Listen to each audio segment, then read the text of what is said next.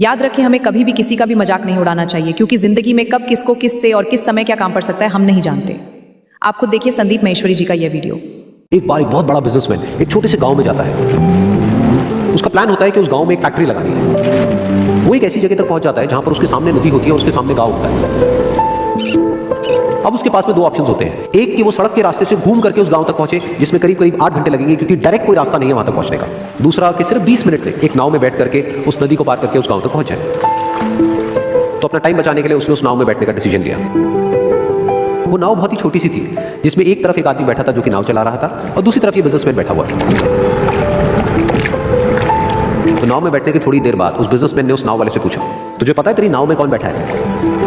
तो नाव वाले ने बड़े भोलेपन से कहा हाथ जोड़ करके, नहीं साहब मुझे नहीं पता आप कौन है। तो बिजनेसमैन बोला, अरे तू अखबार नहीं पढ़ता है क्या? और दूसरे दिन मेरी फोटो आती है अखबार में। तो नाव वाला बोला, अरे साहब मुझे कहाँ पढ़ना लिखना आता है, मैं बहुत छोटा सा था जब मेरे पिताजी गुजर गए थे, तो अपने परिवार का ध्यान रखने के लिए मैं बचपन से ही काम में लग गया और तभी मेरा स्कूल छूट गया।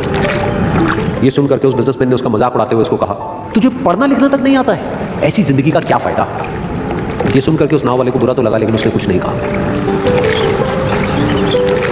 थोड़ी देर बाद वो बिजनेसमैन उस नाव वाले से बोला, अभी कुछ ही दिन बाद ये जो सामने तू जमीन देख रहा है, यहाँ पर मेरी एक बहुत बड़ी फैक्ट्री होगी जहाँ पर हमारे ब्रांड की मिनरल वाटर की बॉटल्स बनेंगी। उस नाव वाले को बात समझ नहीं आई। उसने कहा, क्या बनेगा साहब? तो बिजनेसमैन थोड़ा सा इरिटेट होकर के बोला कि हमारे यहाँ पर पानी की बोतलें बनेंगी जो तेरे गाँव में नहीं बिकेगी लेकिन शहरों में बहुत बिकती है। अरे कभी तू शहर गया होगा तो तूने देखी होगी पानी की बोतलें रखी होती है दुकानों पर।